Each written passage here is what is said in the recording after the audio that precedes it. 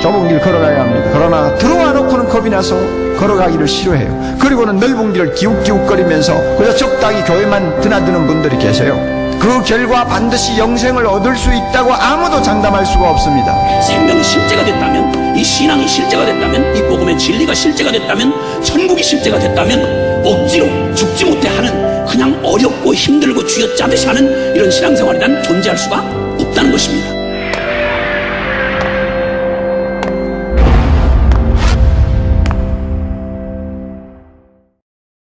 히브리서 3장 12절에서 19절 말씀을 보겠습니다. 히브리서 3장 12절에서 19절 교독하겠습니다. 저와 여러분이. 형제들아, 너희는 삼가 혹 너희 중에 누가 믿지 아니하는 악한 마음을 품고 살아계신 하나님에게서 떨어질까 조심할 것이요,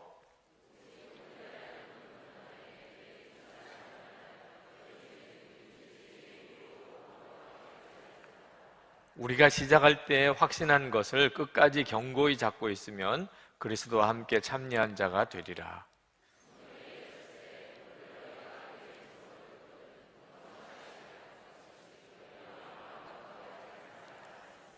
듣고 격려하시게 하던 자가 누구냐? 모세를 따라 애굽에서 나온 모든 사람이 아니냐?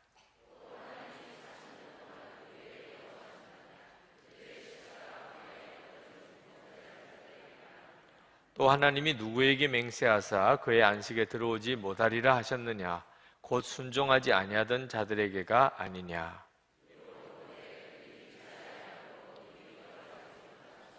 아멘. 어린아이 같아야 천국에 들어간다고 했잖아요. 정말 어린아이들을 보면 마음이 흐뭇해지고 기뻐집니다. 또 신앙생활을 처음 하는 분들이 처음부터, 또 청년들이 청년 때부터 신앙생활을 정말 제대로 해보려고 하는 모습을 보면 굉장히 감동이 됩니다. 우리 어느 집사님 어린 아이가 성찬을 받은 모양입니다. 지난 부활주일에. 그리고는 아빠에게 성찬을 받았다고, 오늘 내가 예수님의 몸과 피를 먹었다고 너무 감격스러워서 이야기를 했다고 그래요. 그런데 예수님의 피가 빨갛지가 않고 보라색이더라고. 너무 신기해서 예수님의 피가 보라색이더라고. 근데 예수님의 피가 너무 달더라고. 예수님의 피가 너무 달더라고. 너무 신기해 하더래요. 네. 참 그 어린애들의 모습을 보면 마음이 흐뭇해지잖아요. 네, 그런 모습은 우리 모두가 다 가져야 하겠는데, 너무 어린 믿음, 그건 어린아이 같다는 것과 조금 다르죠. 너무 믿음이 그냥 너무 어린 믿음, 아직도 연약한 믿음, 이런 믿음은 빨리 극복해야 합니다. 우리가 잘 아는 이용규 선교사님, 그 선교사님 책에 보니까 한 번은 유럽 코스타 갈 때 가족이 다 같이 가셨답니다. 근데 유럽 코스타가 열리는 그 호텔에 리조트에 조그만 수영장이 있습니다. 아이들이 놀기에는 참 좋은 수영장이죠. 근데 그런 수영장이 있는 줄 알지 못했기 때문에 수영복을 미리 챙기지를 못했었던 모양이에요.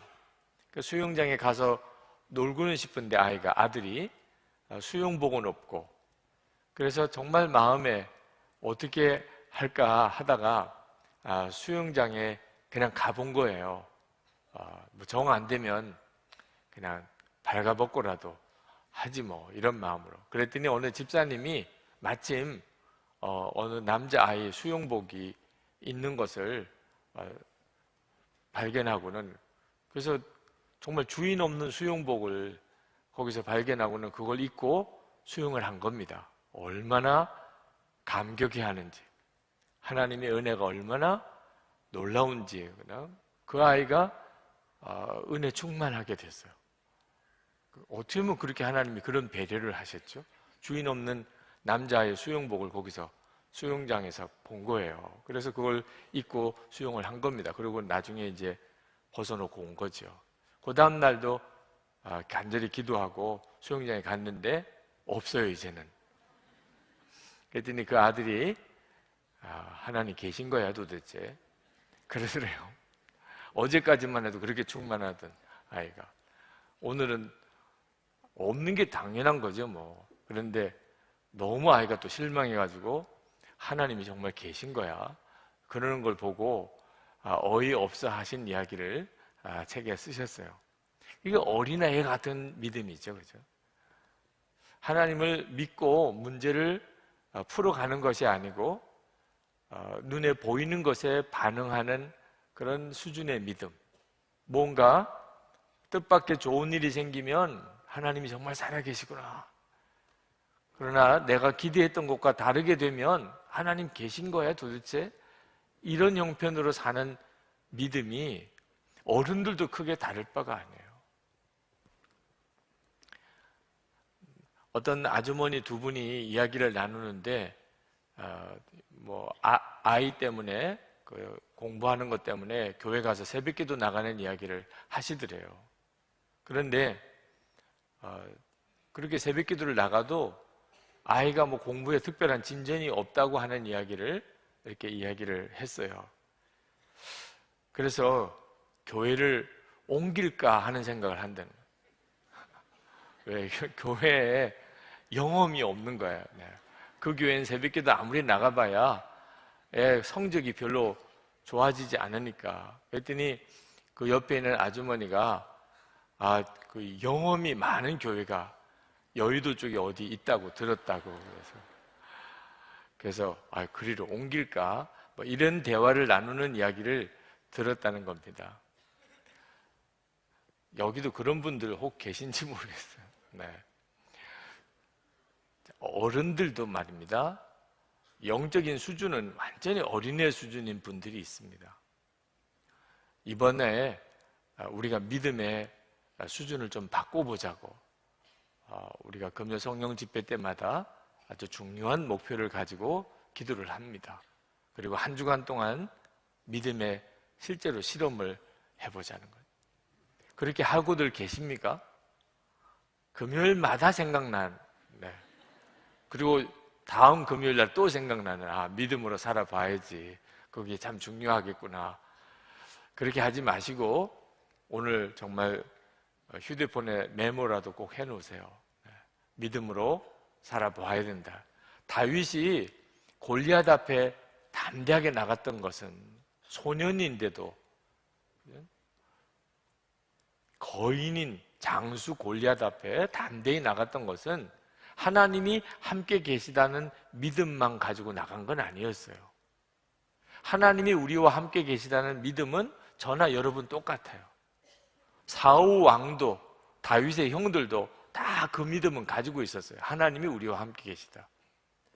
그런데 어떻게 다윗만 골리앗 앞에 무서워하지 않고 담대히 나갈 수 있었던 걸까요?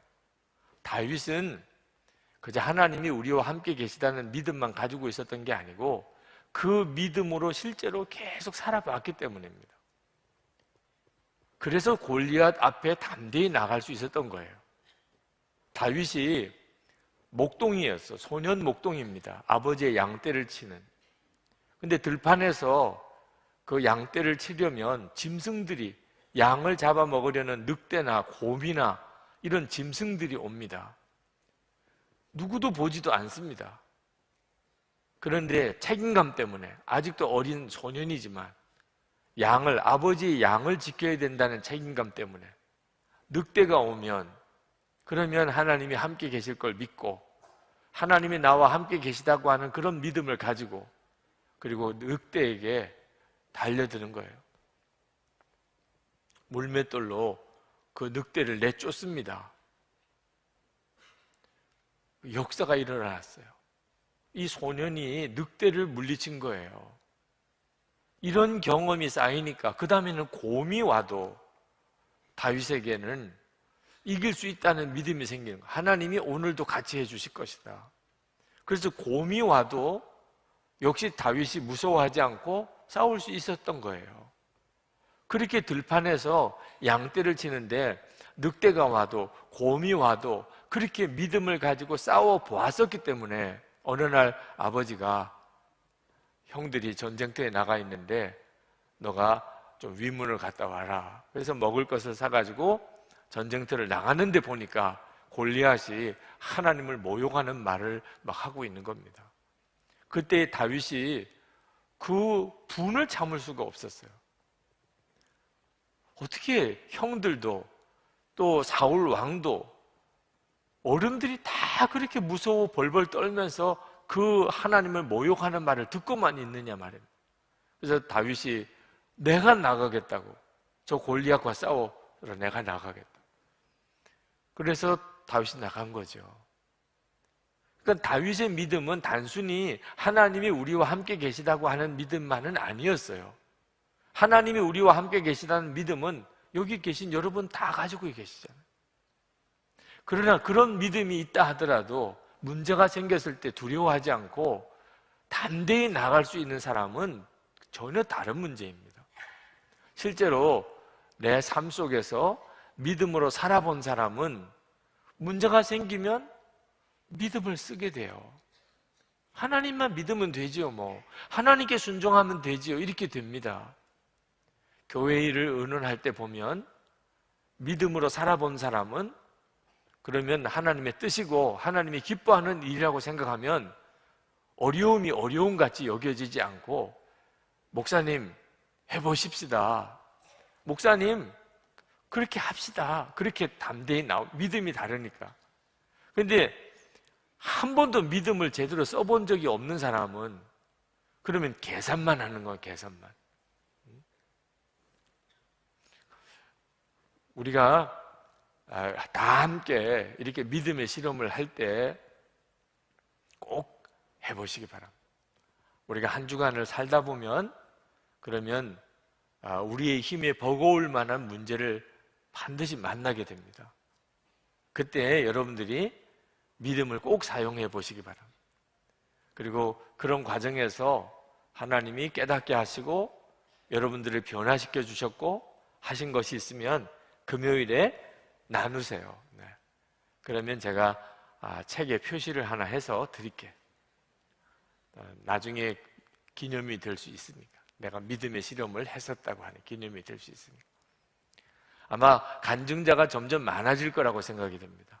그래서 우리 권혁원 목사님이 선정하시기 굉장히 어려울 단계로 들어갈 거라고 싶어요. 믿음의 실험을 해보신 분들이 많이 생기기 시작하면. 근데 오늘 우리가 같이 나누고 싶은 내용은 우리가 이렇게 믿음의 실험을 하려고 할 때 믿음이 잘 생기지 않는 경우 원인이 뭔지, 어떻게 하면 내 마음에 믿음을 가질 수 있겠는지 하는 것에 매우 중요한 열쇠가 되는 것이 내 마음을 지키는 것이라는 겁니다. 그래서 오늘 그 말씀을 여러분과 같이 나누고 또 하나님이 우리 마음을 다루어 주시기를 기도하는 시간도 갖기를 원합니다. 다음 주 한 주간 동안 믿음의 실험을 해야 될 과제이기도 합니다. 여러분, 우리는 하나님의 성전입니다. 그 말은 우리 안에 하나님이 와 계셔요. 그래서 우리 몸을 성전이라고 하는 겁니다. 지금 우리가 앉아있는 이 건물은 예배당인 거죠. 엄밀히 말하면 그냥 예배당 건물입니다. 여기에 하나님이 우리와 지금도 함께 계시니까 그런 뜻에서는 성전일 수 있지만 건물 자체로만 보면 그냥 예배당일 뿐이죠. 진짜 성전은 우리 자신이에요. 하나님이 아담과 하와를 만드시고 그리고 그 마음에 하나님의 영을 불어넣으셨어요. 이것이 하나님의 창조 계획입니다. 이것이 예수님의 십자가로 완전히 회복이 된 겁니다. 그래서 우리 안에 하나님이 오신 거죠. 하나님의 성전인 거예요. 그런데 이렇게 하나님의 성전된 자의 삶을 사는 핵심은 마음입니다. 우리 마음에 하나님이 와 계신 거예요. 오늘 12절 말씀에 보면 형제들아 너희는 삼가 혹 너희 중에 누가 믿지 아니하는 악한 마음을 품고 살아계신 하나님에게서 떨어질까 조심할 것이요. 지금 이 말씀은 하나님의 성전된 성도들에게 하시는 이야기예요.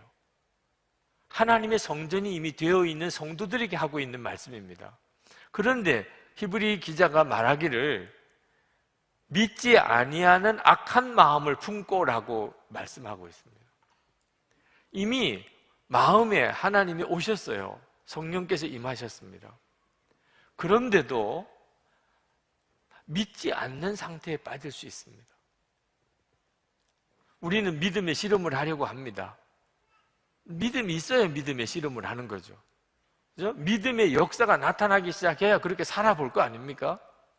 전혀 믿음이 움직이지 않으면, 역사하지 않으면 어떻게 믿음으로 살아보나요? 그런데 믿음이 역사하고 안 하고의 차이는 마음에 달려 있는 거예요. 만약에 우리가 악한 마음을 품으면 그러면 전혀 믿음의 역사가 나타나지 않습니다. 믿어지지가 않는 거예요. 악한 마음을 품으면. 그러므로 여러분들이 믿음의 실험을 하려고 할 때 여러분의 마음을 잘 지키는 것이 굉장히 중요합니다. 여러분들의 마음이 잘 지켜지면 그러면 믿음의 역사가 마음에서부터 일어납니다. 근데 마음을 지키지 못하면 믿음 자체가 다 무너져 버리는 거죠. 13절에 보면 오직 오늘이라 일컫는 동안에 매일 피차 권면하여 너희 중에 누구든지 죄의 유혹으로 완고하게 되지 않도록 하라. 자, 여러분, 매일이라고 일컫는, 오늘이라고 일컫는 동안 매일 피차 권면하여 라고 말씀합니다. 이 마음을 지키는 일이 매일 중요하다는 거예요. 지금 오늘, 지금 바로 이 시간이 중요하다는 겁니다. 지금 이렇게 성령 집회에 참석하고 계신 여러분들, 지금 여러분의 마음이 대단히 중요하다는 겁니다. 여러분이 만약에 죄의 유혹을 마음에 품거나 마귀가 주는 악한 생각을 가지거나 또는 세상 헛된 생각에 여러분의 마음이 뺏겨버리고 있으면 그러면 믿음의 실험은 끝난 겁니다. 여러분이 정말 믿음의 눈이 뜨이기를 원하고 믿음의 사람이 되기를 원한다면 이제는 무엇보다도 중요하게 여러분들이 살피고 지켜야 할 것이 여러분의 마음이에요.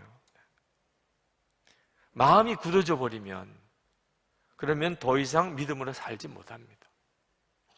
우리 마음은 부드러워지기도 하고 굳어지기도 합니다. 지금 이 시간에 여러분의 마음은 부드러운가요? 굳어 있나요?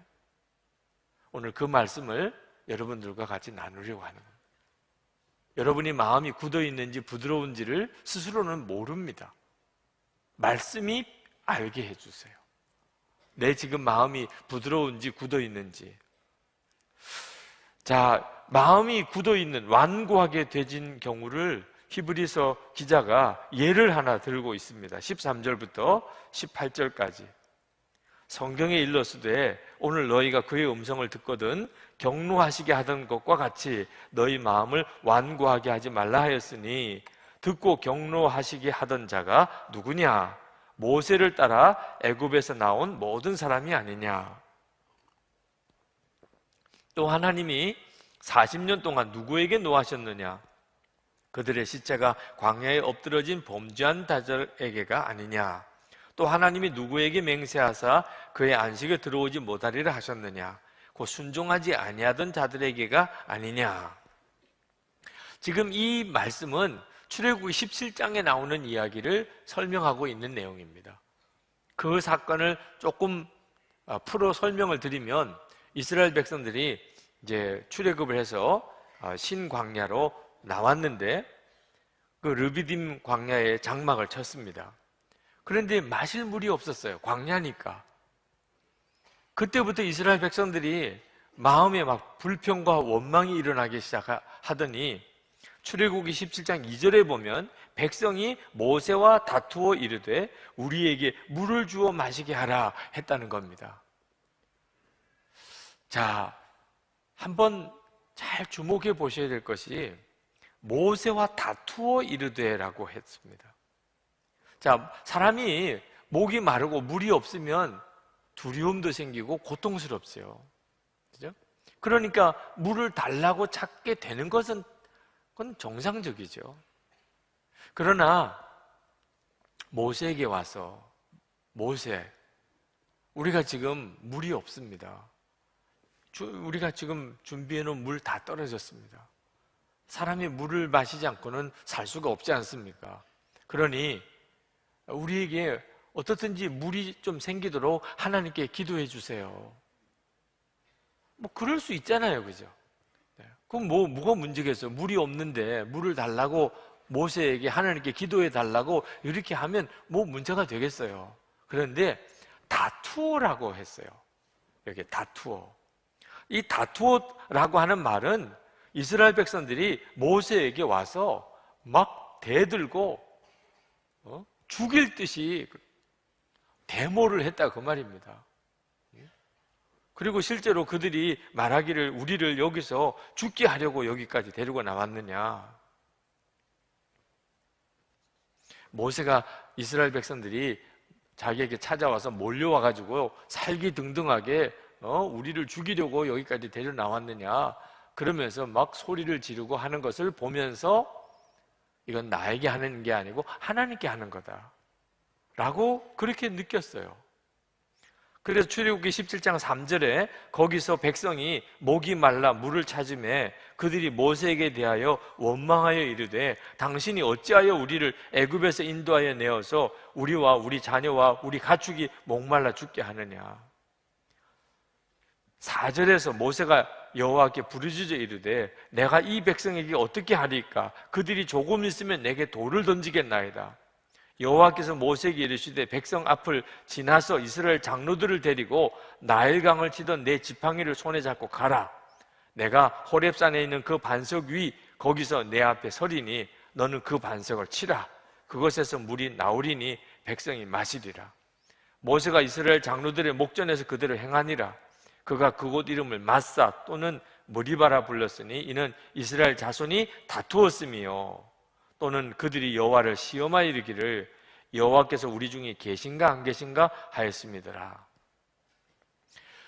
이 사건은 이스라엘 백성들이 하나님 앞에 물이 없으니 우리에게 물을 주세요 이렇게 구했던 사건하고 의미가 달라요.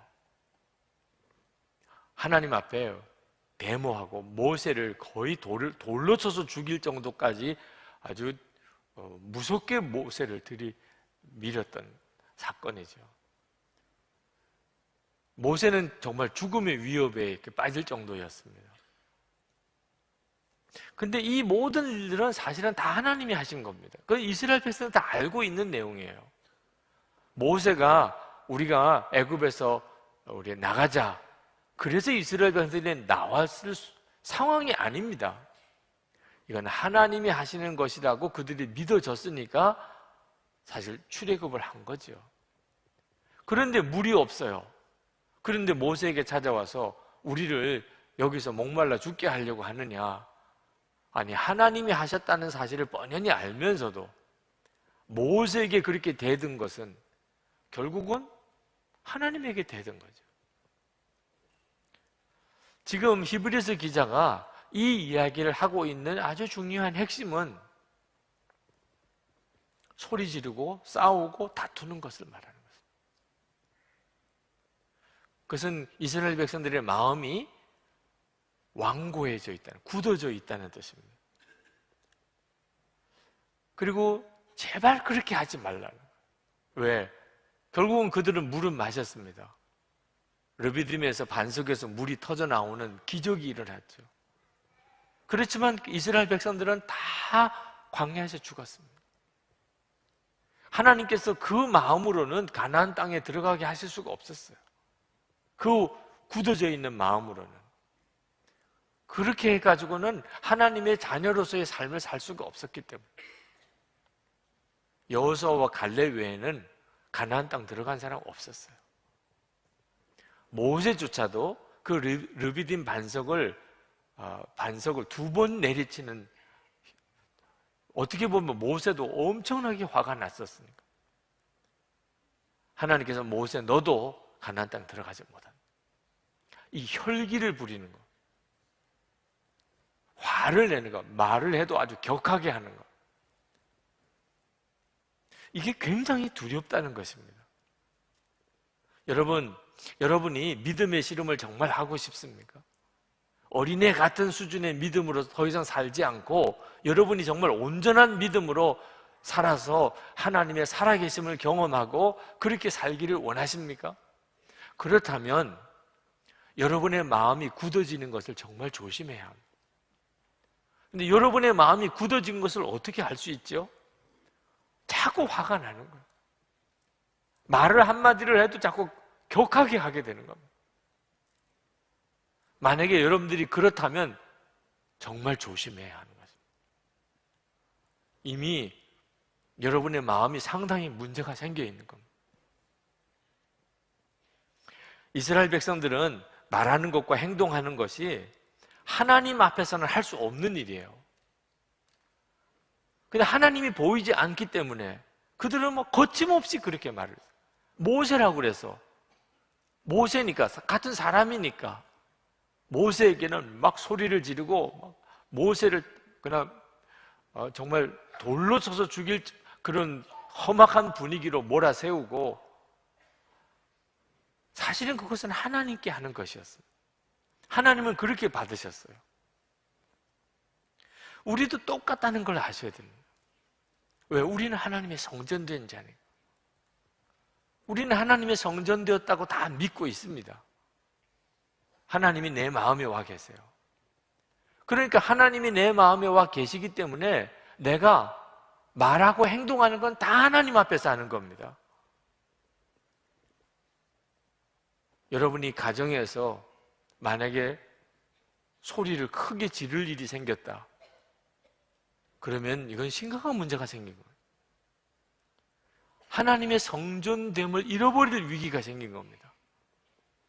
아니, 어떻게 하나님 앞에서 소리를 지릅니까? 이건 말도 안 되는 거죠, 그죠? 여러분, 교회 안에서 절대로 소리 지르고 다투고 싸우는 일이 없기를 바랍니다. 어떻게 교회 일을 하면서 그렇게 할 수 있죠? 그건 내가 눈에 보이지 않으니까 나와 함께 계시는 하나님을 내가 잊어버린 거예요. 그러니까 그렇게 하는 거죠. 그렇지만 내가 잊어버렸다고 하나님이 나와 같이 계신 게 그게 없어지는 겁니까? 그러니 우리는 우리가 알지 못하는 사이에 하나님 앞에 정말 무서운 죄를 짓고 있는 거죠. 그러면서 무슨 믿음으로 사는 실험을 합니까? 전혀 내 마음에서 믿음의 역사가 일어날 수가 없는 거죠.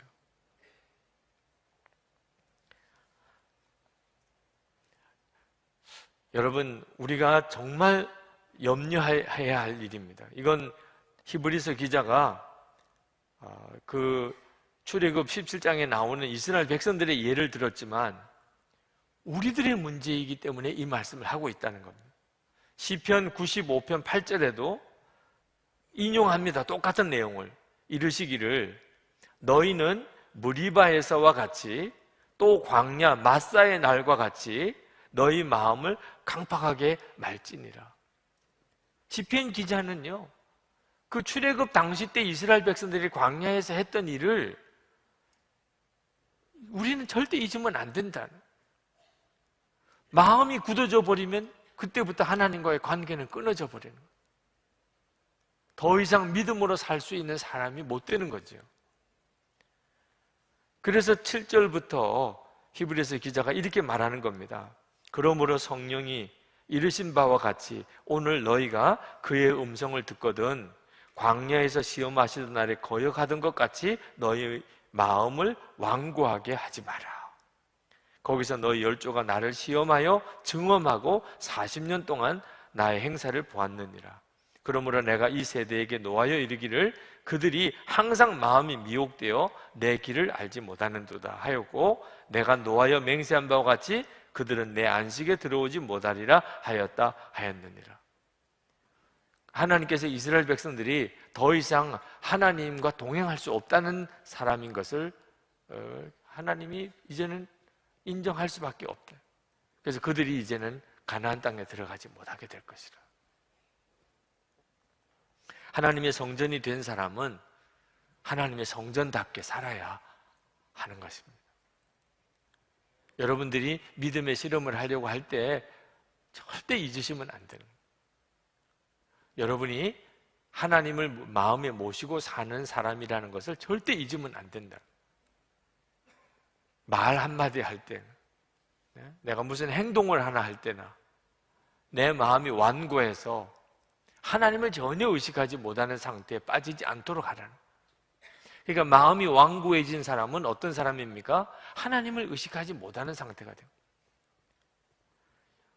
여러분, 오늘 이 집회가 끝나고 그리고 집에 돌아갔을 때 그때 여러분의 마음이 부드러운 마음이 되어 있다면 주님이 의식이 돼요. 돌아가니까 전혀 주님의 의식이 안 되고 말이나 행동이 주님 앞에서는 도무지 할 수 없는 말과 행동을 하게 된다면 그럼 마음이 완고해진 사람. 마음이 완고해진 경우에 나타나는 가장 전형적인 특징, 화를 내는 겁니다. 아주 거친 말을 하는 것입니다.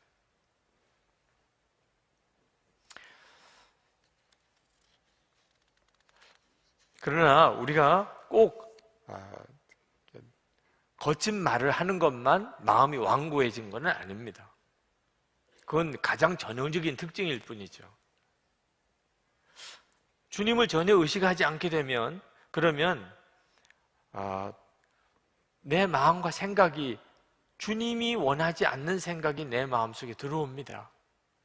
예를 들면 오늘도 어떤 기업의 대표되는 분이 검찰 조사를 아마 받는 중에 자살한 일이 있었습니다. 안타까운 거는 그분이 장로였다는, 서산에 있는 어느 우리 감리교회 장로였다고 그래요. 그러니까 더 마음이 참 무너집니다. 이게 참 어떻게 해서 이렇게 일이 됐나. 여러분, 이것도 마음이 굳어져 있어서 그렇게 돼요.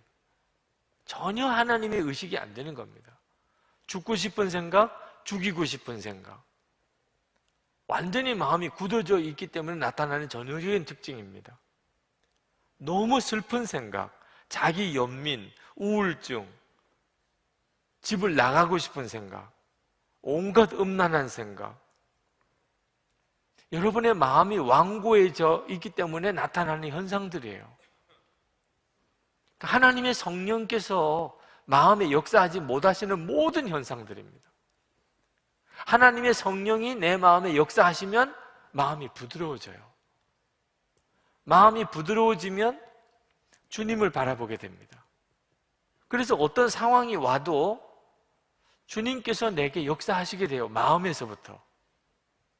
그래서 믿음의 실험을 할 수 있게 되는 겁니다. 마귀가 원하는 것은 하나예요. 주님과 교제를 못하게 하는 겁니다. 우리는 마음에서 예수님을 만나게 되고 주님과 교제하게 됩니다. 우리 마음이 오셨으니까. 그런데 마음이 굳어져 버리면 그러면 전혀 주님을 느끼지 못합니다. 주님을 바라보지도 못하고 주님을 생각하지도 못하고 주님의 임재도 느끼지도 못해요. 그렇게 해서 나타나는 모든 현상들입니다. 혈기를 부리고 화를 내고 말을 거칠게 하는 것 뿐만 아니고 갑자기 죽고 싶은 생각, 누구를 죽이고 싶은 생각, 미움 또는 어떤 죄에 대한 마음, 음란한 생각들 또는 깊은 슬픔, 우울증, 열등감 다 똑같습니다. 내 마음이 굳어져 있는 현상이죠. 아나니아 삽비라가 자기가 판 땅값을 교회에다가 바치기로 해놓고 아까운 마음이 들었습니다. 근데 이 아까운 마음이 든 것이 마귀가 주는 마음이었어요. 사도행전 5장 3절에 어찌하여 사탄이 내 마음에 가득하여 그랬습니다. 아나니아와 삽비라가 그걸 분별을 못했기 때문에 그 아까운 마음으로 그냥 실제로 행합니다. 돈 일부를 떼놓고 그리고는 교회에다가 바치면서 땅 판 것에 전부를 하고 다 거짓말을 합니다. 이 거짓말을 하는 거예요. 벌써 주님을 잊어버린 거죠. 그게 마귀가 원하는 거예요. 마귀는 전혀 주님을 생각하지 못하게 만듭니다. 그러니까 덜어서 거짓말도 하는 거죠. 엠마오로 가는 두 제자가 두려움과 슬픔의 마음이 굳어져 버리니까 부활하신 주님과 옆에 동행하고도 못 알아보잖아요. 마음이 굳어져 버리면 주님이 안 보입니다.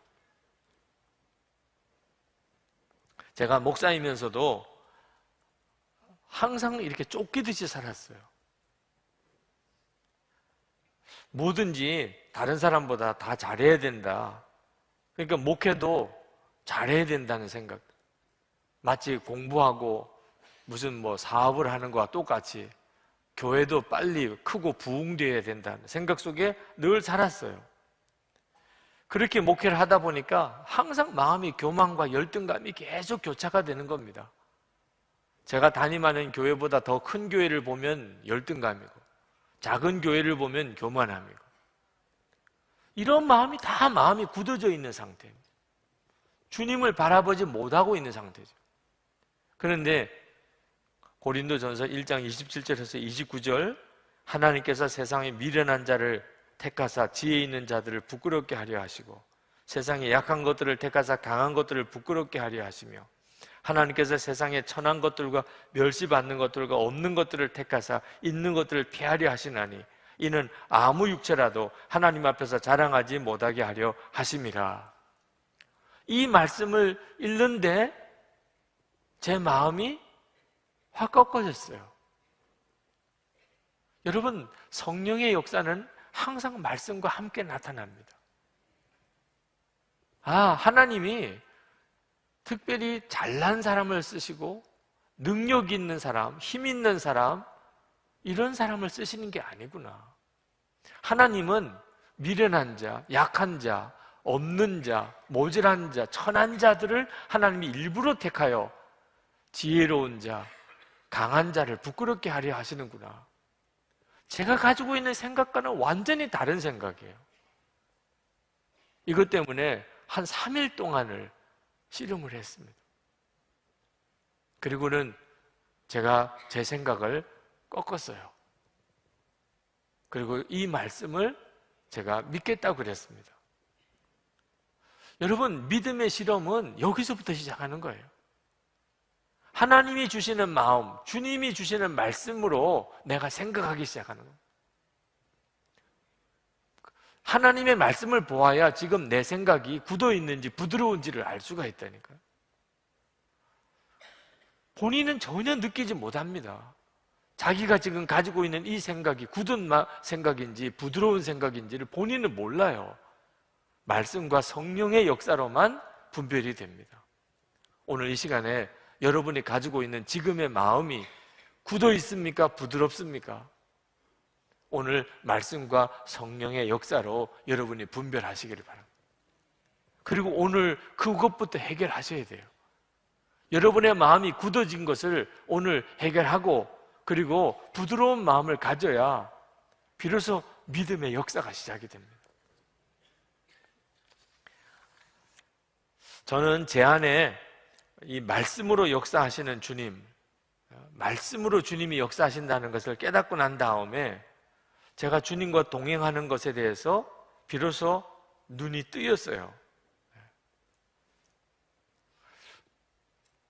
제 마음이 항상 주의 말씀 안에서 이렇게 점검을 받는 거니까 내가 지금 마음이 지금 좋은 마음, 하나님이 역사할 수 있는 마음인지 그건 말씀을 통해서 보아야 하는 겁니다. 여러분, 항상 기뻐하라, 범사에 감사하라. 그건 내 마음이 지금 굳어 있는지 부드러운지를 점검하는 매우 중요한 말씀이에요. 여러분은 지금 마음이 굳어 있습니까? 부드럽습니까? 항상 기뻐하라, 범사에 감사하라, 쉬지 말고 기도하라. 만약에 지금 여러분이 그렇게 되어 있지 않다면 그것부터 먼저 주님께 구해야 하는 거죠. 저는 마음대로 하지 못한 것 때문에 괴로운 줄 알았어요. 제가 빨리 목사가 되고 싶고 빨리 담임 목사가 되고 싶고 교회가 빨리 부흥됐으면 좋겠다고 생각했던 그런 때가 있었습니다. 이 목표는 하나예요. 그러면 마음대로 할 수 있을 줄 알았어요. 마음대로 할 수 있으면 얼마나 좋습니까? 그런데 제가 깨닫고 난 다음에 보니까 마음대로 하는 것이 그게 바로 심각한 죄예요. 내 마음대로 하는 것. 지금 내 마음이 어떤 마음인지 분별하지 못한 상태에서 내 마음이 부드러운 마음인 상태에 되어 있다면 마음대로 되는 것은 주님의 뜻대로 되는 거겠죠. 근데 내 마음이 굳어 있는 상태에 있으면 내 마음대로 하면 나는 반드시 실족하게 됩니다. 내 마음을 주님 앞에서 분별하지 못한 상태에서 내 마음대로 하는 사람은 다 죄에 빠지고 실족하고 무너지게 돼요. 두려운 일입니다. 마음대로 할 수 없는 게 축복이에요. 학생 때, 어릴 때, 청년 때, 돈이 아직도 없을 때, 뭔가 지금 지위가 낮은 위치에 있을 때 힘든 게 뭐죠? 마음대로 못하는 겁니다. 근데 그때가 사실은 축복의 때예요. 왜? 마음대로 할 수 없기 때문에 크게 실족할 일도 없는 겁니다. 그때는 훈련의 때예요. 마음대로 할 수 없는 때가 힘들기만 한 때가 아니고 내 마음이 항상 주님과 온전히 하나가 되는 훈련하는 때예요. 그때 하나님과 마음이 온전히 하나가 되어지는 자가 되어져야 이제 내가 나이가 들고 내 지위가 높아지고 이제 내가 뭔가 마음대로 할 수 있을 만한 때가 되면 하나님이 역사하시는 삶을 살게 되는 거죠. 근데 그런 마음의 준비가 안 돼 있는 사람은 마음대로 할 수 있게 될 때 크게 어려움을 당하게 돼요. 저는 지금 저희 교회에서 비교적 뭔가 마음대로 할 수 있을 만한 쯤의 형편이 되어 있어요.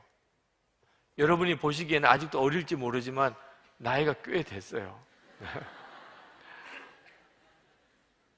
교회도 많이 성장을 했고요. 제가 뭘 하겠다고 하면 그래도 크게 문제가 없는 다음에는 장로님들도 다 어떻든지 도와주시려고 하고요.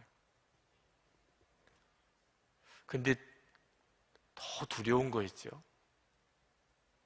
정말 두려운 때에 있는 거예요, 저는. 아마 우리 부목사님들이나 전도사님들이나 제가 부러울지도 모르죠. 나는 언제 저런 담임 목사가 되어보나 이런 생각을 하실 수도 있어요. 그런데 막상 저 위치에 서보면 엄청나게 두렵습니다. 이제는 누가 막아줄 사람이 없어요. 내가 뭔가를 잘못 판단하고 있을 때 그것을 분별해주고 막아줄 장치가 없어요. 이제는 뭔가 잘못 판단하면 그대로 그 잘못된 결과를 제가 다 뒤집어 써야 돼요. 저만 뒤집어 쓰나요? 교인들이 다 어려움을 겪어요. 제 가족들도 그렇고. 얼마나 두렵습니까? 주님과 정말 온전히 마음이 하나가 되어서 예수님께서 제 왕이 되어지시는 이런 상태가 되어져 있으면 두려울 게 없지요. 그게 열쇠인 거예요. 히브리서 기자가 매일 오늘이라고 할 때 날마다 서로 점검해 주라고. 그래서 교회에서 영성일기를 쓰고 있는 겁니다. 여러분들이 여러분의 마음을 항상 주님 앞에 바로 하기 위하여 영성일기가 필요한 거예요. 노란 손수건이라고 하는 책에 실린 미국의 실화입니다. 미국의 어느 초등학교의 선생님이 5학년 담임을 하게 됐는데 이제 교실에 들어가서 담임하는 날 아이들 앞에 이렇게 서서 이제 자기 소개도 하고 그리고 선생님이 이제 아이들에게 이야기를 했어요. 선생님이 자기는 모두를 다 똑같이 사랑한다. 뭐 선생님이 그렇게 말씀하실 수 있죠. 그렇게 이야기를 했습니다. 그런데 얼마 지나지 않아서 그 선생님의 마음에 자기가 괜히 그런 이야기를 했다는 생각이 들었습니다. 왜냐하면 한 아이를 도무지 사랑할 수가 없었어요. 그 아이는 영 자세도 올바르지 않고, 그리고 아주 꾀죄죄하고 다른 아이들과 같이 어울리지도 못하고 냄새도 나고, 어떤 때는 그 아이와 같이 있는 게 아주 기분이 나빴어요. 별로 마음에 들지도 않고, 공부도 제대로 못해서 이렇게 테스트를 할 때는 제대로 답을 쓰지도 못하고 그런 아이였습니다. 그 아이는 도무지 사랑이 안 가는 거예요. 모든 아이를 다 똑같이 사랑하겠다고 했는데 자꾸 이 아이 때문에 마음에 신경이 쓰입니다. 어느 날 이제 아이들 생활기록부를 쭉 봤습니다. 5학년이니까 1학년 때부터 생활기록부가 다 있지요. 우리 한국도 생활기록부가 있지만 미국은 생활기록부가 비교적 정직하게 다 쓴다고 그래요. 그래서 선생님이 그 아이들 생활기록부를 다 보는데 이 아이 거는 보고 싶은 마음도 별로 없어요. 관심도 없으니까 맨 마지막에, 이제는 뭐 다른 애들은 다 보았으니까 이 아이의 생활기록부를 들춰서 보는데 깜짝 놀랐습니다. 1학년 때 담임 선생님이 이렇게 썼어요. 잘 웃고 밝은 아이임, 일을 깔끔하게 잘 마무리하고 예절이 바름, 함께 있으면 즐거운 아이임. 믿어지지가 않았어요. 1학년 때 담임 선생님이 그렇게 썼어요. 2학년 때 담임 선생님이 썼습니다. 반 친구들이 좋아하는 훌륭한 학생임, 어머니가 불치병을 앓고 있음, 가정생활이 어려울 것으로 여겨짐. 3학년 담임 선생님이 썼어요. 어머니가 돌아가셔서 마음고생을 많이 함, 최선을 다하지만 아버지가 별로 관심이 없음, 어떤 조치가 없으면 곧 가정생활이 학교생활에까지 영향을 미칠 것 같음. 4학년 담임 선생님이 썼습니다. 내성적이고 학교에 관심이 없음, 친구가 많지 않고 수업 시간에 잠을 자기도 함. 이 선생님이 4학년 담임 선생님이 쓴 것까지 보고는 충격을 받았어요. 이 아이가 어떤 아이였고 왜 이렇게 됐는지를 알고 나니까 그동안 그 아이에 대해서 가지고 있던 생각이 너무너무 부끄러운 거죠. 크리스마스 때 선물을 아이가 가지고 왔는데, 다른 아이들은 잘 이쁘게 포장해서 이렇게 가져온 선물들을 가져왔는데 이 아이는 식료품 봉투에다가 뭘 담아가지고 왔어요. 다른 애들이 다 낄낄 웃고 있는데 그걸 뜯어봤습니다. 거기 보니까 알이 몇 개 빠진 가짜 다이아몬드 팔찌와 4분의 1반 차이는 향수병이 들어있었어요. 만약에 이 아이의 가정생활 기록부를 읽지 않았었다고 한다면 선생님은 불쾌했을 거예요. 이것들 선물이라고 가져왔냐. 근데 이게 뭔지 느꼈어요. 엄마 거예요. 엄마의 팔찌, 그것도 가짜 다이아몬드 팔찌예요. 이 아이로서는 그게 뭔지 분별할 수가 없었죠. 그러나 선생님에게 주고 싶은 선물이었어요. 엄마가 쓰던 향수입니다. 다른 아이들이 웃는데 선생님이 그 팔찌를 끼고 정말 이쁘다고 감탄하고, 그리고는 향수를 조금 손목에 뿌렸습니다. 방과 후에 그 아이가 선생님에게 다가와서, 선생님, 오늘 선생님에게서 꼭 엄마에게서 나던 그런 향기가 나요. 그렇게 이야기하고는 가는데 1시간 동안을 울었다고 그래요. 그 엄마가 쓰던 향수를 손목에다가 잠깐 묻힌 것 때문에 엄마에게서 나는 향기를 맡았다고. 그리고는 이 선생님이 아이를 보는 관점이 달라져 버렸어요. 그전에는 그저 학과목만 가르치는 것이 선생님이 하는 일인 줄 알았는데 진짜 아이들의 마음을 깊이 볼 줄 알아야 돼요. 그리고 그 아이를 정말 관심을 가지고 잘 가르쳤는데 이 아이가 굉장히 성격도 바뀌고 그리고 성적도 좋아지고 정말 1학년 때 담임 선생님이 보았던 그대로의 아이가 되는 겁니다. 그리고 1년 뒤에 졸업할 때 이 아이가 선생님에게 준 쪽지를 보니까 거기에 선생님은 자기가 지금까지 만난 제일 좋은 선생님입니다. 그렇게 쓰여져 있었어요. 그리고 6년이 지나서 이 아이에게 또 쪽지가 옵니다. 고등학교 졸업을 하는데 전교에서 2등으로 졸업을 했다는. 그리고 선생님은 자기가 지금까지 만난 선생님 중에 제일 좋은 선생님, 이미 변함이 없습니다. 4년이 지나서 대학을 졸업할 때 또 편지가 와요. 대학을 졸업하고 공부를 더 하고 싶다는 내용의 편지가 왔는데 역시 거기서도 여전히 선생님은 제가 만나본 분 중에 제일 좋은 선생님이십니다. 그리고 5년 뒤에 편지가 왔는데 거기에 의사가 됐다고 하는 이야기가 편지에 쓰여져 있었습니다.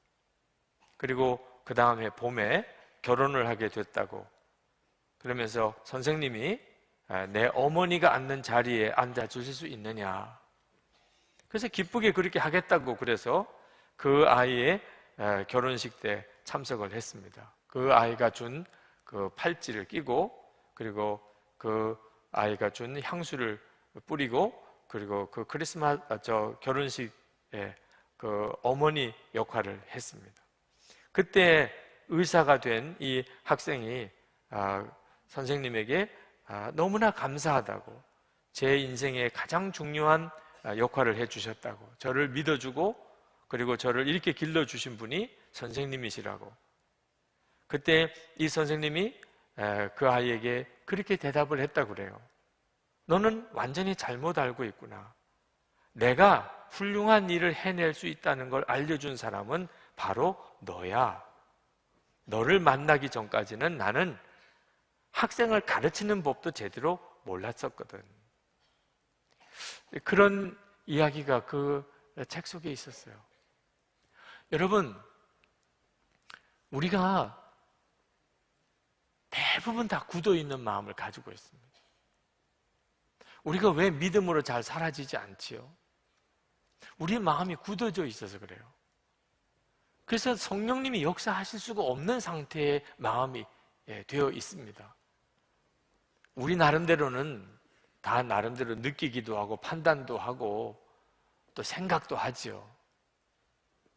이것이 대부분 마음이 완고해져 있습니다. 영서일기 쓰면서 경험해 본 내용인데, 일기를 이렇게 서로 나누지 않으면요, 대부분 마음이 굳어져 버립니다. 마귀가 우리 마음을 완고하게 하는데 선수입니다. 하나님이 기뻐하잖아요. 성령님이 주시는 생각이 아닌 생각을 품게 하면 그 마음은 다 굳어져 버립니다. 그 전도대 재헌신 밤에 중부연의 전도 간사인 손지민 목사님이 오셔서 말씀을 전하셨는데, 그 중에 이런 이야기를 하셨잖아요. 그 전도 대상자 중에 알코올 중독자인 사람이 있었는데, 그날도 교인들과 함께 그 집에 전도 방문을 갔습니다. 문을 두드렸는데 응답이 없어요. 근데 목사님 마음에 오늘은 이 사람이 안 나오면 좋겠다는 생각이 드는 겁니다. 왜? 하루 종일 신방하고, 그리고 이제 전도를 나갔는데 이 사람한테 한번 붙잡히면 말이 너무 많아. 알코올 중독자니까. 하지만 일관성도 없는 이야기를 계속 반복하면서, 한번 붙잡히면 또 몇 시간을 버려야 되니까 오늘은 좀 일찍 집에 들어가고 싶기도 한데 이 사람이 좀 없었으면 좋겠다는 생각이 드는데 아니나 다를까 응답이 없는 거예요.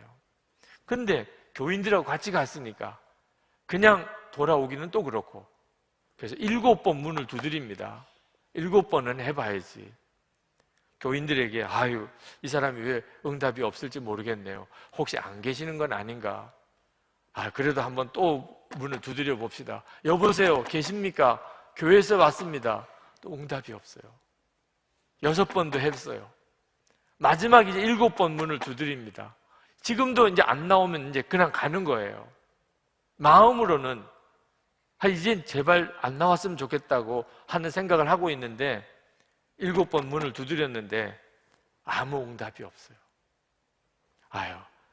안타깝지만 안 계시네요. 오늘은 그냥 가야 되겠습니다. 다른 교인들도 다 사정을 보니까 그랬죠. 그래서 거기다가 쪽지를 써놓고 우리가 이렇게 왔는데 안 계셔서 쪽지만 걸어놓고 갑니다. 다음에 또 오겠습니다. 예수님 꼭 믿으시기 바랍니다. 그렇게 이제 쪽지를 써놓고 돌아와서 이제 집에서 쉬고, 그리고 그 다음날 새벽에 교회를 나갔습니다. 새벽 기도를 하는데 주님이 어제 그 일에 대해서 말씀하시는 거예요. 너는 어떻게 전도를 목사의 마음을 가지고 하냐? 내 마음을 가지고 해야지. 그 말씀에 꼬꾸라졌던 고백을 하셨어요. 여러분, 목사의 마음을 가지고 전도하는 것도 주님의 마음에는 들지도 않아요. 목사의 마음. 전도도 갔지요. 7번 문도 두드리겠어요. 근데 마음으로는 힘들고 피곤하고 좀 쉬었으면 좋겠고, 그래서 오늘은 차라리 이분이 안 나오셨으면 좋겠다, 이런 마음이 드는, 이런 마음 가지고는 아무 역사가 없다. 정말 그 영혼을 사랑하고 구원하고자 하는 그런 갈망이 왜 내게는 없느냐? 제가 그 손지민 목사님의 말씀을 듣는데 저에게도 똑같이 주시는 주님의 말씀이에요. 목회를 목사의 마음을 가지고 하는 거 아니라. 빌립보서 2장 5절에 너희 안에 이 마음을 품으라 곧 그리스도 예수의 마음이니. 예수님의 마음을 품으면 그러면 그때부터 믿음이 역사하기 시작합니다. 도대체 믿음은 어떤 걸 믿어야 되는지를 알게 돼요. 그리고 그때부터 새로운 눈이 열리게 됩니다. 우리의 삶의 모든 영역이 새로워지기 시작해요. 오늘 이 시간에 여러분의 마음이 완고해진 상태에 있는 것을 풀어내시기를 바랍니다. 여러분도 모르는 사이에 여러분의 마음을 굳어버리게 하려고 이 생각 저 생각을 여러분에게 집어넣어준 악한 영을 여러분이 오늘 시간 바로 깨닫게 되기를 바랍니다. 그리고 정말 주의 보혈로 여러분이 씻음을 받고 성령의 역사로 여러분이 부드러운 마음을 얻게 되기를 축복합니다. 에스겔서 36장 26절에 또 새 영을 너희 속에 두고 새 마음을 너희에게 주되 너희 육신에서 굳은 마음을 제거하고 부드러운 마음을 줄 것이며. 아멘입니다. 여러분, 이 시간에 우리 찬양으로 주님 앞에 먼저 기도하십시다. 주님, 제 마음에 부드러운 마음을 주옵소서.